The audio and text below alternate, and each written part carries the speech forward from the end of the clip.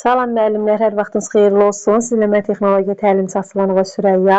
Bu günlərim 17-ci testin izahını verəcəm sizə. Bu ardıcıllığı bilmək bizim üçün şərtdir. Çünki artıq miqlərdə bu formada, bu tipdə testlər verilir. Yəni biz bunu bilməliyik. Baxın, sizə qısa konkret bu dərsin izahını verəcəm və bu testin ardıcıllığını sizə göstərəcəm. Ümumiyyətcə, vəsaitlər neçə qrupa bölünür deyiləndə, bu testdə biraz anlaşılmazlıq var sualın cavabında. Uyğunlaşdırmada. Deməli, vəsaitlər neçə qrupa bölünür deyiləndə ilk öncə biz iki yerə bölünür. Əlbəttə ki, maliyyə və maddi. Maliyyə nələrlə aid olduğunu sizə deyim. Yəni, maliyyə pul deməkdir, pul vəsaiti deməkdir. Maliyyə ilə biz nə ala bilərik? Böyük bir şeylər nəzərdə tutulur. Məsələn, elektronika aid olan şeylərin hamısını maliyyə daxil edirik. Məsələn, paltar yuyan maşındır, qab yuyan maşındır, televizordur, toz sorandır.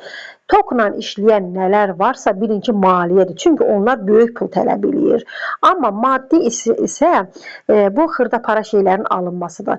Geyimdir, ev əşyalarıdır, təhsillə bağlı əşyalardır, fərqi yoxdur. Bura xırda, məsələn, stolların alınmasıdır, ərzaqların alınması, bunların hamısını da maddiyə əlavə edirik. Amma vəsaitlər şərti olaraq neçə qrupa bölünür deyiləndə, şərti olaraq əmək, maliyyə, maddi, energetik. Əmək mütləq şəkildə bu ardıcıllığı bilmək lazımdır. Çünki bunun ardıcıllığını da düzməyini istəyir. Əmək deyiləndə nə nəzərdə tutulur? Əməkdə ailə üzvlərinin iş əməyi, iş qabiliyyəti, ona sərf ediləcək əmək nəzərdə tutulur. Əməkdə iş ailənin üzvlərinin iş əməyi nəzərdə tutulur. Deməli, birinci sualımız da olacaq, birinci verdiyim əməyin cavabı olacaq burada C variantı. Baxın, avtomatik olaraq B variantı ilə D variantı çıxılır. Qalır burada A variantından C variantı. İndi baxaq, maliyyə dediyim kimi pul vəsaiti, pul gəlirləri, böyük məbləğlər nəzərdə tutulur. Maliyyə deyiləndə ağlınıza onu gətirin. Maliyyə isə A-nı əlavə edirik, pul gəlir. Deməli, burada avtomatik biz gəlirik A variantında dayanırıq. Baxırıq 3-ə, maddi. Maddi az öncə dediyim kimi nə idi?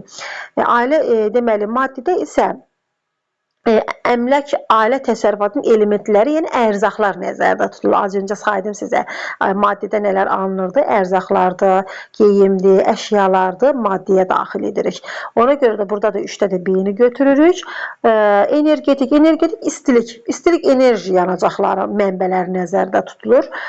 Gəlirik 4-cü energetikdə də C variantı. Burada da C-ni götürürük. İstilik enerji yanacaq mənbələri nəzərdə tutulur. Deməli, 17-ci sualın cavabı olur A variantı.